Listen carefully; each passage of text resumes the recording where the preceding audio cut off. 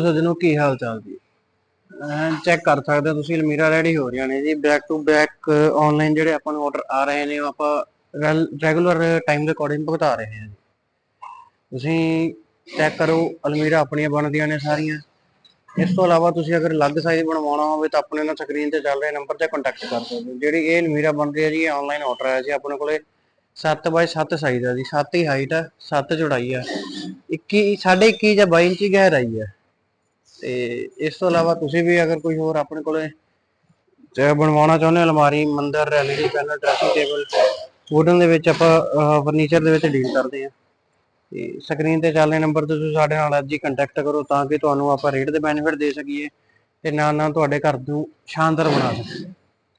ਦੇਖੋ ਫਿਰ ਸੱਜਣੋ ਤੇ ਕਰੋ ਚੈੱਕ ਤੇ ਜਲਦੀ ਤੋਂ ਜਲਦੀ ਆਰਡਰ ਦਿਓ। ਆਨਲਾਈਨ ਪੇਮੈਂਟ ਟ੍ਰਾਂਸਫਰ ਕੀਤੀ ਤੇ ਆਰਡਰ ਤੁਹਾਡੇ ਘਰੇ ਪਹੁੰਚਿਆ ਜਾਊਗਾ।